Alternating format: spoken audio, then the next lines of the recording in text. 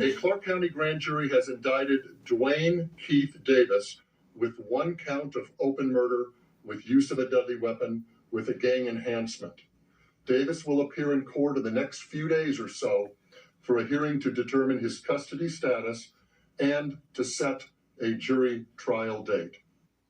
One of the last remaining witnesses of rapper Tupac Shakur's 1996 murder has been indicted and charged for the infamous slaying.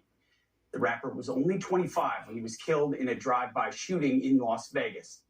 Our next guest was the first officer on the scene who heard Tupac's last words and joins us now to share his thoughts on the developments. Lieutenant Chris Carroll. Lieutenant, thanks for being here. You have literally been on this case from the start.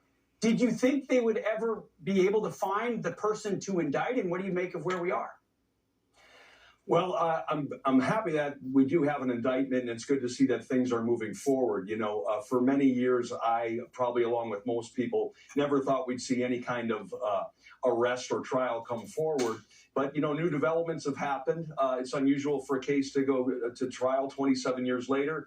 We'll see if there's going to be a trial. It seems to be heading in that direction, but I'm glad to see that things are moving forward and that there is progress. Do you have a sense of what additional evidence? I mean, I know they showed the tape of a fight that occurred hours earlier where, what is his name? Dwayne Keith D. Davis' relative was involved in that. So but do they have, when they did the search and others, are you aware of things they'll be able to use in court?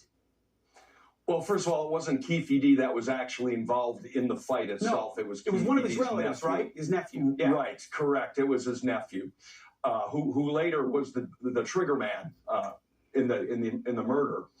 So Keith D. played a role in that. As far as new evidence, you know, there may be some things that the police have that they've not shown us yet, or that none of us are aware of, and we'll see that should a trial take place. But I think what has happened that has changed the game is Keith D. himself has gone on multiple media outlets and openly talked about his active role in the murder. He's done it again and again.